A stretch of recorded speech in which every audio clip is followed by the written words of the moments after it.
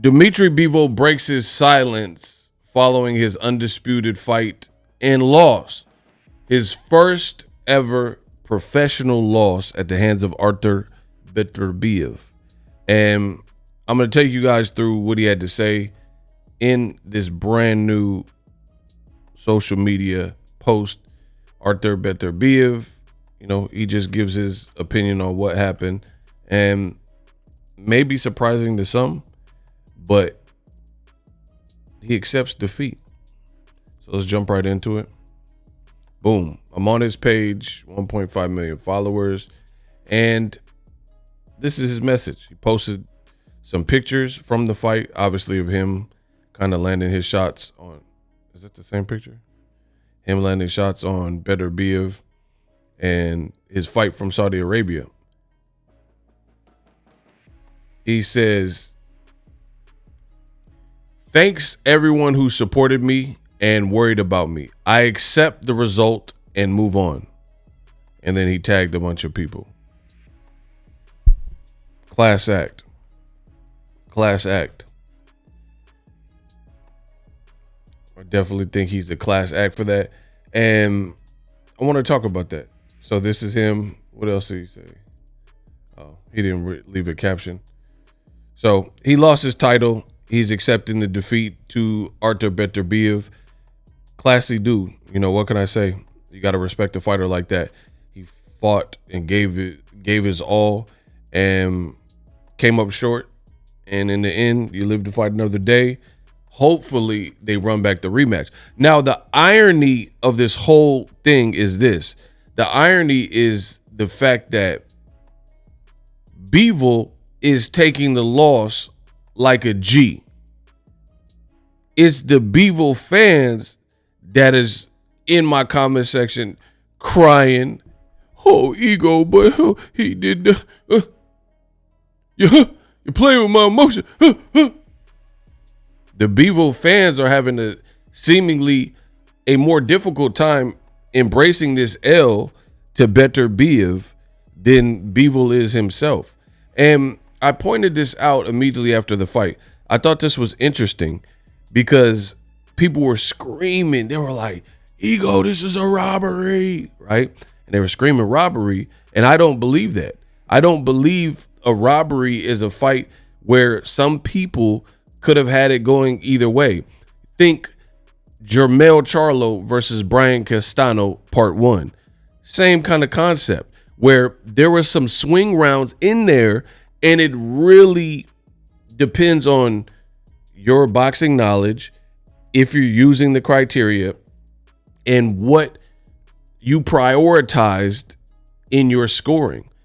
So I find it funny and ironic that Bivol is taking the loss so gracefully. Even post-fight, he didn't really sound like a guy who knows for a fact that he won, because we know boxers in general are defiant by nature and stubborn.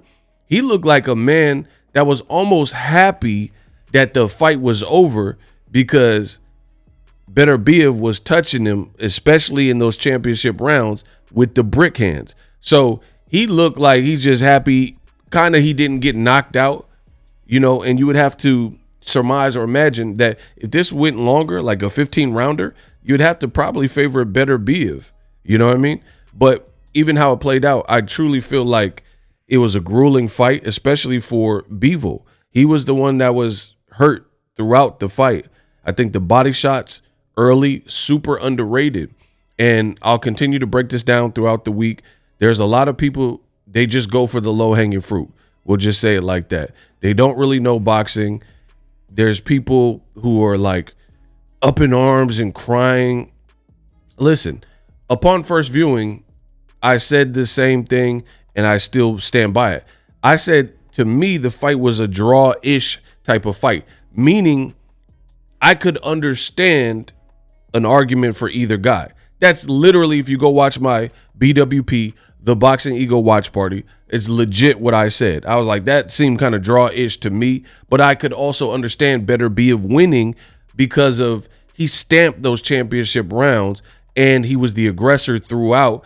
And I feel like something that people aren't taking into consideration is you look at rounds that Bivol won. Bivol won, like, let's say round 1 or 2, right? Bivol you may have scored it for Bivol, but even in those moments, it was nothing like supreme or these crazy shots. It was just like, hey, somebody got to win the round. There was like almost like a quiet round where it's like still highly competitive, right? Still highly competitive, but I shade the round to Bivol. That's what I seen. Versus when you look at Betterbiev's best rounds, he won emphatically and he won them more definitively, right? To the point where you can't even really give the round to Bivol. And that's kind of what I noticed. And there's a lot of fights that are going to be open to interpretation. Devin Haney versus Vasyl Lomachenko, right? That's another one for me that comes to mind. Andre Ward versus Sergey Kovalev. But a lot of you guys are fake. You don't even keep the same structure in your scoring. It's about what you feel, favoritism, what you like. What do I mean? So there'll be a particular fight and a person will favor the aggressor. Let's say Tim Bradley versus Ruslan Provodnikov. Close fight, same kind of scenario. You know, Bradley might have outlanded Ruslan in some rounds, but then people favor the aggressor. Or Shakur versus Edwin De Los Santos. Or Vasyl Lomachenko versus Devin Haney. Vasyl Lomachenko gave up a lot of rounds in the beginning, and Devin Haney was doing good, but his rounds were quieter than the rounds that Lomachenko later were to win big. So again, it becomes the emotionality of it, and you'll see scorecards that are all over the place. But the point I'm stressing here is that a lot of fans, they don't even have consistency. I don't even know if they're scoring. I don't even know if they know what scoring entails. They're just like, oh, it's a robbery. Get over yourself. You know, in a close fight, people screaming robbery as if the way you viewed this fight is the only way to view the fight, when this was an elite level, high level, you know, instance where some of that was hard. It was like the best versus the best. Some of those rounds were probably a bit chippy and hard to score. And then again, Bivol's doing quiet work, couple flurries and stuff like that. And then he starts getting hurt at the end of the round. So for me, you know, people come in and they're throwing insults and name calling. That shows me you're not on my level boxing wise. If that's what you immediately resort, you're stupid ego. Oh, how could you? I'm unsubscribing. You're too emotional for me. You are a beta male. I'm the true alpha. It was a good fight. I haven't said anything derogatory versus Bivol. Like I just said, he's a G. He took the loss gracefully. A lot of you guys are not doing the same thing. You guys are crying. It was a good fight. What you would expect. This is really kind of what I expected. You know, I did think Bivol might get knocked out, you know, full disclosure. But I also said it could go decision Beterbiev, and I was right.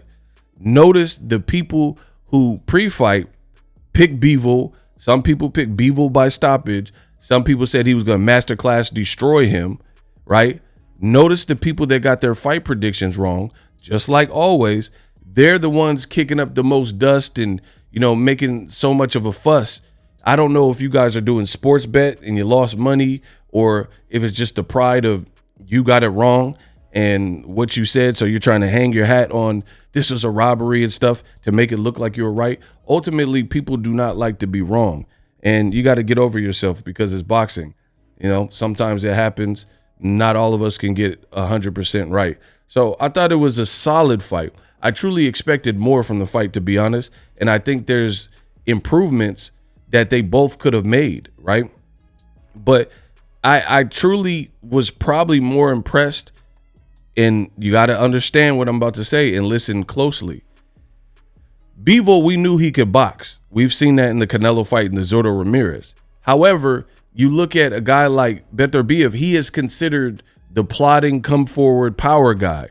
So just like Tank, it was more impressive to see that this power guy actually can box. So to me, I actually looked at that as more something that people didn't expect, rather than the fact that Bivol does the 1-2, jumps in, and he's a clever boxer. We already knew that about him. But the fundamentals shown, like, there is this, you guys got to watch it. People are looking for the shoe shining, Bivol, you know, trying to be in pocket. A lot of that's being caught on the gloves and blocked and partially not fully landing, right? He never really hurt Beterbiev, right? You got to look at these things. So people are going off the shoe shine and the flurry. A lot of that stuff wasn't really connecting cleanly, and they were scoring it like he was knocking Beterbiev's brains loose, right? And then you look at Beterbiev, what he was doing was subtle. Like, he was jabbing to the solar plexus. That's Floyd Mayweather work. That's like a Floyd Mayweather, you know, stab to the body and stuff. And he was doing that. And I think it was those things that paid big dividends later in the fight, because Bivol completely fell off a cliff offensively. And there were pockets of the round, large chunks of the round, where I thought Bivol was far too inactive offensively. And occasionally he might stop on a dime and throw some stuff, which is being blocked. These are the flurries that you guys are praising in the back half of the fight. So I thought it was pretty surgical, you know, but it was subtle from Beterbiev, that right to the body, right to the body. He was landing nice body shots, and people don't know what they're looking at in boxing. So a lot of times they just go for the low-hanging fruit, and they just over-prioritize the flashy, eye-catching shots, right? But workman-like performances do happen in boxing, and when people are neck and neck, it was a 50-50 fight kind of on paper, you know, some of the rounds are a bit chippy. So I think the best way to solve this is the obvious way, which is to run back that rematch. I definitely think they should rematch. And to be honest, I would really favor Beterbiev again, right? Bivol's no longer undefeated, and he took the loss like a champ. He didn't seem like as discouraged as the fans seem. And I think Beterbiev can shore up and show more that he can do rather than Bivol. Bivol fought a good fight, and it still wasn't enough to beat Beterbiev. And Beterbiev was coming off a leg injury or knee injury, a long layoff. He's 40, so, you know, he didn't really have activity on his side. Bivol just legit just fought on the Wilder Zhang card against a gimme fight. So now that Beterbiev got some activity in the can, you know, I truly think he'll probably even be sharper, and he could just pick more spots to be aggressive. Bivol, what can he do that really trumps what he's already done? What is he, like, box better? Like, I mean, I guess the only thing he could kind of do is take less chances and just box and stay away and keep away, a la Anthony Joshua versus Andy Ruiz too. But then that'll just make for a more boring fight. But I think Beterbiev can choose when to be aggressive and to get aggressive earlier, but still stay smart. He was overwhelming Bivol, and that was evident because, again, you notice Bivol, his activity rate just nosedived. So I respect Bivol. You guys could keep crying in the comment section. I will put a card at this video, at the end of the video. I did it's a detailed breakdown of this fight, but it's no robbery. You guys can keep screaming and stuff and, oh, I'm not watching boxing again. Good, because we don't care. You know, I'm still going to watch boxing. Anybody who's talking like this, you probably shouldn't subscribe to my channel. You're too emotional for me. You're going to, out of hundreds of years of boxing history and some really foul stuff we've seen happen in the sport of boxing, you choose in a close fight not to watch boxing, or at least say you're not going to watch boxing over a fight like this, then good riddance. Good riddance. You know what I mean? Because that's just stupid. There's been far more egregious fights and outcomes and premature stoppage and fixed fights and judges that have clearly been paid off or seemingly paid off and stuff like that. This, out of all things that have happened in boxing, this is your big deal, it's not even that serious. They both did good work in spots. I think Bivol lost the fight for himself in how he fought. He fought valiantly, but then I think there was a moment where he probably shouldn't have tried to go heads up with the power puncher. Don't really think that was smart. And you seen at the end of the fight, it looked like he was beginning to deflate and his face started to break up more and more. And overall, he just flattened out. If he could have done the work he did and then, coasted, that would have been better for him. And I think he would have won the fight. But he chose to fight how he fought. And I said this in the watch party. I'll say it again. Part of it is kind of the Eastern European style. And I'm not saying this to intentionally stereotype or whatnot, but the Eastern European, you got two macho guys in Eastern Euro, and it's about pride and, my fellow Russian and, things like that. Bivol fought kind of foolish considering his ability. He has more agility, more ability, better footwork, faster hands.